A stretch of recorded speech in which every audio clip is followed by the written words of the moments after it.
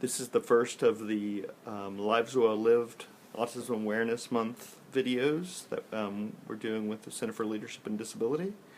And I'm here with Laura Nadine. And just to have some questions, I want to just hopefully have a conversation with you, Laura, about your experience living with autism. And so can you introduce yourself to the viewers? Sure.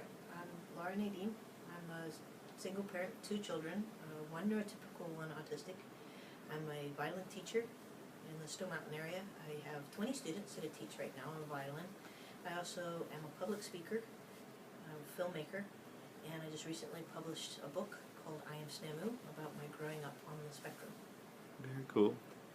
Very cool.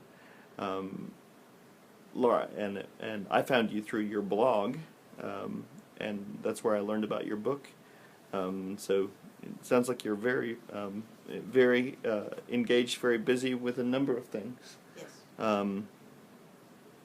So can you say a little bit about your identity? Would you call yourself a self-advocate? Yes. I think self-advocacy is crucial, and at as young an age as possible. I know a lot of parents are afraid to tell people that the child has a disability. There's also that non-disclosure problem that you have where the therapists aren't allowed to tell the teachers or the schools what's going on without the parents' permission. And if the parents aren't on board, then nobody knows what's wrong. And they sometimes think that they're protecting their children with this. And I think it's better for them that they can talk about it at an early age. Children are usually more open to accepting differences at younger ages than once they get older and a little set in their ways. It also allows the child to learn to ask for help and not think, oh, I'm wrong because I can't do this, which is usually where we go. We think we've done something wrong because we can't do something. Right. So I'm a big self-advocate. Absolutely. Cool.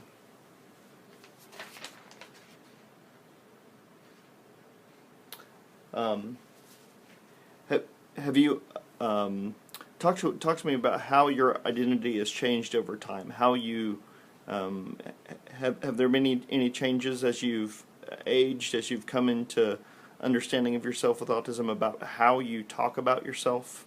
Absolutely. Well, I wasn't diagnosed until I was 27 years old, which is pretty late.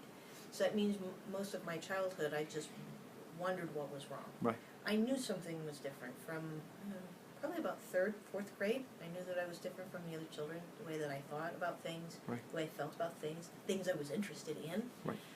One of the things that I noticed early on is that my friends' interests seemed to change by the year, sometimes even by the season, whereas my interest was always the same stuff all the time, and I couldn't imagine being into anything else.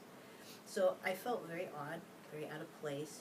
By 10th grade, I felt so odd and out of place and was bullied so bad that I dropped out of high school. After my diagnosis, though, I went back to school. I went to college at Agnes Scott College. Yeah. And at the beginning of each class, I broke the disclosure by standing up and saying, I have Asperger's, and sometimes I say things that it might hurt your feelings, but it's not intentional. So if I do that, please let me know and understand that I'll do my best to correct it. And the students actually found it nice. They felt more comfortable around me. The teacher felt like they could be open about things with me. And I went from being a 1.7 GPA student in high school to being nearly a 3.7 GPA in college. And at a college like Agnes Scott, that's a pretty big deal. Right. So yeah, I think the identity part of being able to know what I had and feeling comfortable in my own skin made a huge difference to how I performed and carried myself. Right. That's cool.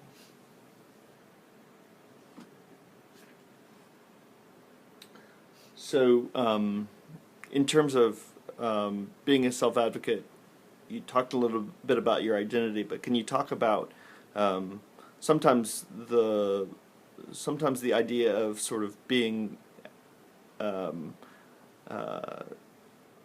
advocate for yourself all the time? Sometimes that, in the experience of a lot of people who identify themselves as people with disabilities or people with autism, can be a bit exhausting. And so can you talk about how you care for yourself in the context of your identity as a person on the spectrum? Right. There's a difference in making room for your disability and excusing yourself by your disability. So I don't try to say, oh, I'm autistic, I can't do that. Right. I actually grew up in a household, and my grandmother taught me that can't meant won't. She never wanted us to say we can't do something. She thought that if we said that, that meant we weren't going to try. So I always try to make sure that anything that my disability brings on me is something that I learn to deal with. And if I need the extra help, then I go to someone and say, I need help coping with the situation.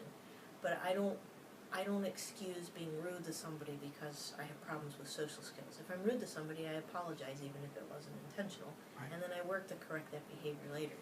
I think this is a hard line to find. I think that's what a lot of parents are worried about if their kids know they have a disability. Right. Oh, I have Asperger's, I can't clean my room. Right. That's possible. Kids will use that. I think everybody will do that at some point, even people that don't have disabilities, you know. I'm a woman, so I can't fix my car, or I'm a guy, I can't sew my pants, you know. Right. There's all kinds of places where it fits. I think the important thing to remember, though, is that above and beyond all the little problems that it has, the problems with self-advocacy are far less than the problems without it. Does this make sense? So, yeah. Actually, so can you say more about that? Because I think that's pretty profound. What you just. Well, the downfalls of self-advocacy can be that you use sometimes it as an excuse, and sometimes there's going to be people that are going to know what that is, or hear what you say, but it won't change their behavior. Right. But the great thing about self-advocacy versus not is that even if that person doesn't want to accept you, you know it right away. You don't have to spend 3 years of your life trying to figure it out once they find out what's wrong with you. Right. You immediately can separate the people you need to surround yourself with. Because the truth is that not everybody's going to be accepting. Right. It's sad, and I wish they would be, but I try to put those people aside and focus on the larger percent of the population who really want to make room for us. Right. The downfall side, though, of no self-advocacy means that I live in an isolated world. Right. Not the isolation like you want to have when you're autistic, or you want to go someplace in a lonely room. You're there all the time. Right. You know, a place with no light, a place with no sound. You feel like no one can understand you, right, touch you, or reach you. And I wouldn't trade what I've gained from self-advocacy at all. The slight losses and the little battles were more minuscule in comparison to what I gained. Yeah, yeah.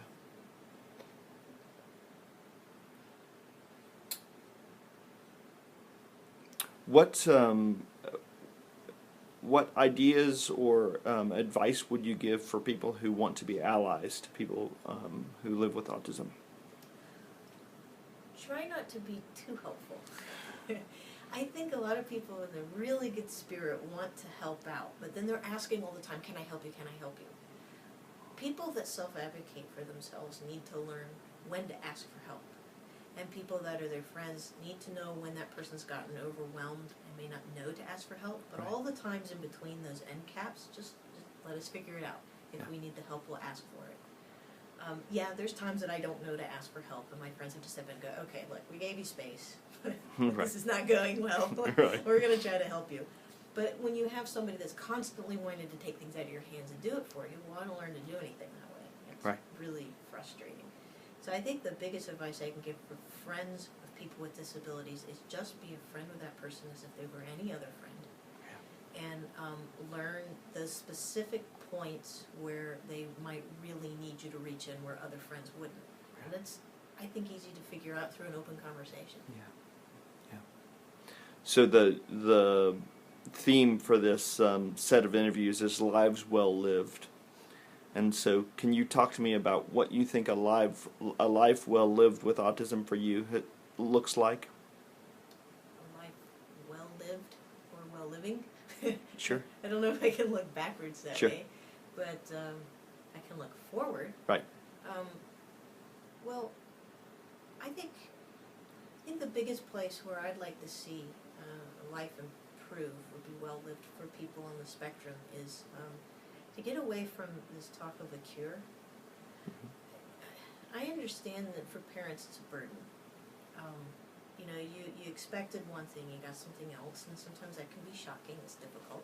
You know, if I showed up at the Ferrari dealership and somebody gave me a Ford, Fiesta, that would be a shock. Right.